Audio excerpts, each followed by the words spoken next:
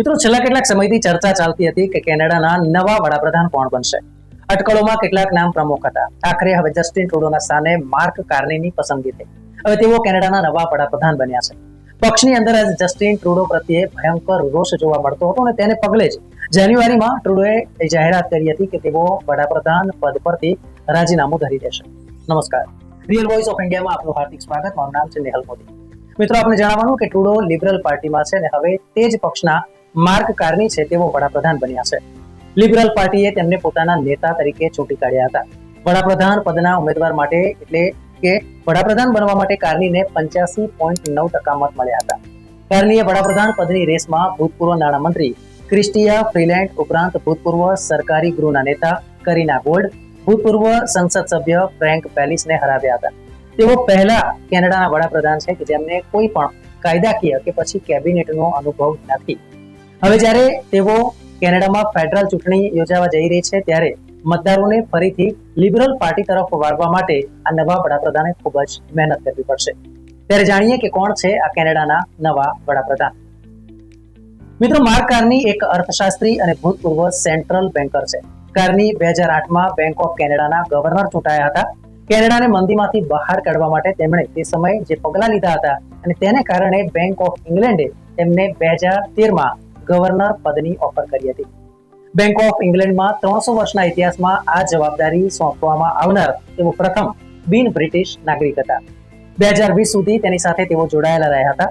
Brexit દરમિયાનના તેમના નિર્ણયોએ તેમને બ્રિટનમાં પ્રખ્યાત બનાવ્યા.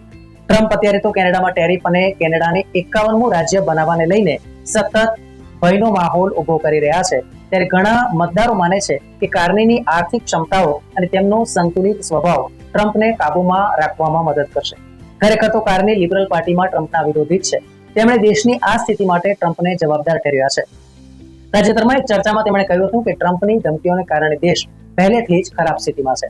ઘણા બધા કેનેડિયનો વધુ ખરાબ જીવન જીવી રહ્યા છે.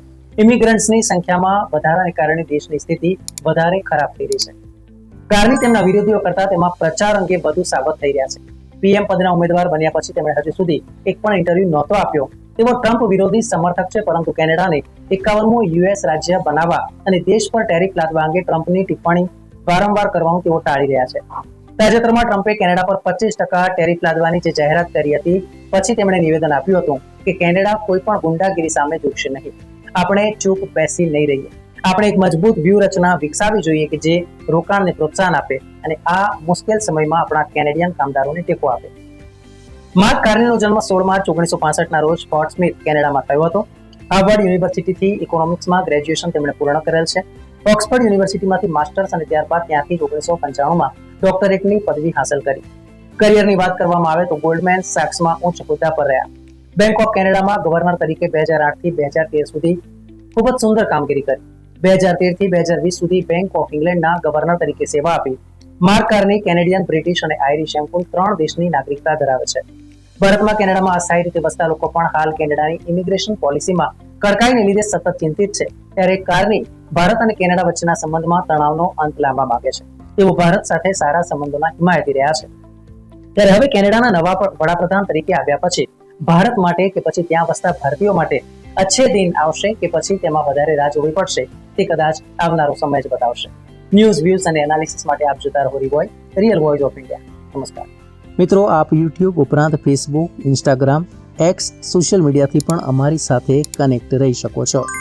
દેશ વિદેશના તમામ સમાચારો વાંચવા માટે અમારી વેબ પોર્ટલ revoy.in ઓપન કરશો. ધન્યવાદ.